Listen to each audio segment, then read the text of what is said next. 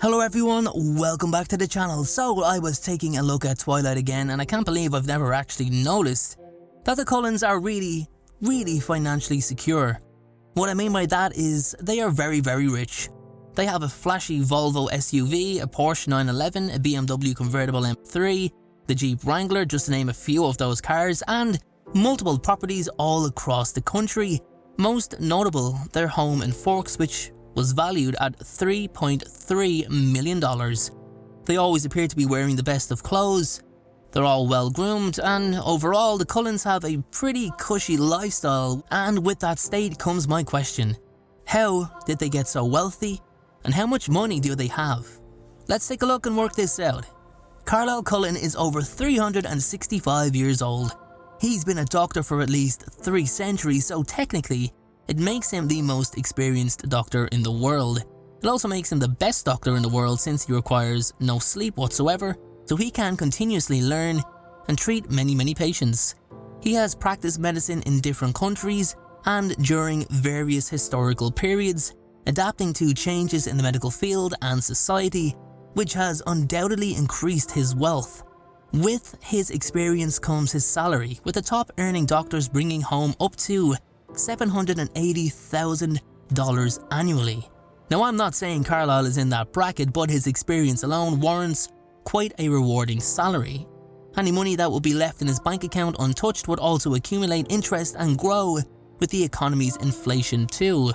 Obviously times change, technology changes, and Carlisle couldn't exactly keep an active bank account for over 300 years without the question of his death being brought up, or more specifically why he didn't die. Like, hey, you know this guy Carlisle Cullen is over 300 years old and hasn't closed his account? That means Carlisle would have to forge a death cert when he died, at whatever age he chose to die, and create a birth cert for the new Carlisle Cullen, Carlisle II for example, and make sure that all finances and assets were passed on to him through inheritance. He'd have to do this time and time again in addition to moving location, so he wouldn't be recognised. Come to think of it, Carlisle would actually have to go to a lot of effort in order to successfully keep hold of his money every time his age began to become questionable. You can only look 23 for so long before people will start wondering what your beauty routine is.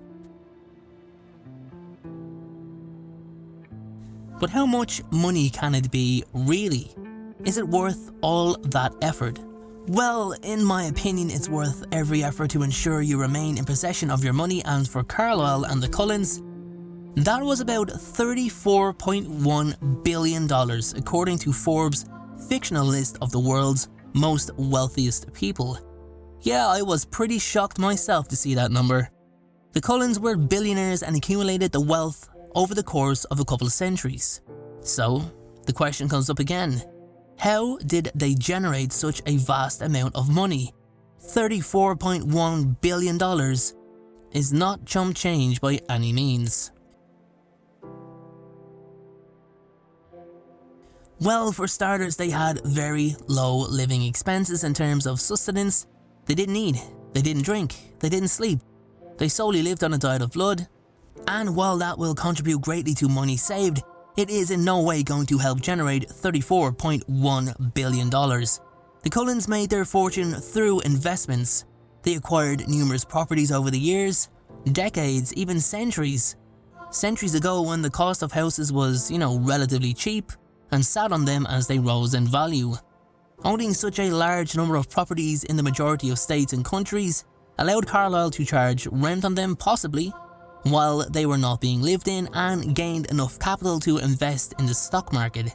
Alice's foresight was able to predict the outcome of investments in certain stocks, bonds, things like the price of gold rising, and Alice probably even seen Bitcoin coming for all we know, but she did play a big role in the successful investments in stocks in particular, which quickly grew the Cullens' bank account and basically allowed them to have the life they have today. And if we just expand on that slightly for a moment, it's noteworthy to also mention that the Cullens' long lifespans also allowed them to observe and take advantage of long-term economic trends. They can buy assets when they are undervalued and sell them when they reach their peak. They can time the market in ways that no other human investor could. This long-term perspective allows them to capitalize on opportunities that others might miss or not even live long enough to benefit from. Carlyle was also extremely generous with his wealth. None of the coven wanted for anything, especially if we go with a wedding present he gifted Bella and Edward, a luxurious secluded cottage. He also gifted Esme an island off the coast of Brazil called Isle Esme. It's kind of like, hey, I love you, here's an island.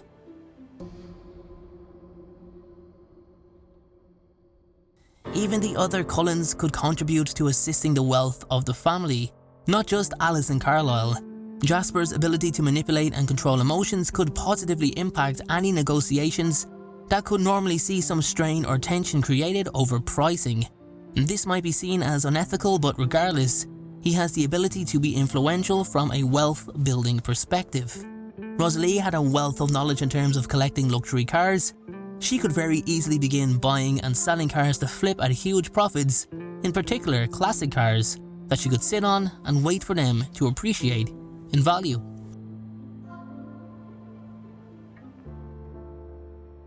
Now, that's just the Cullens' wealth.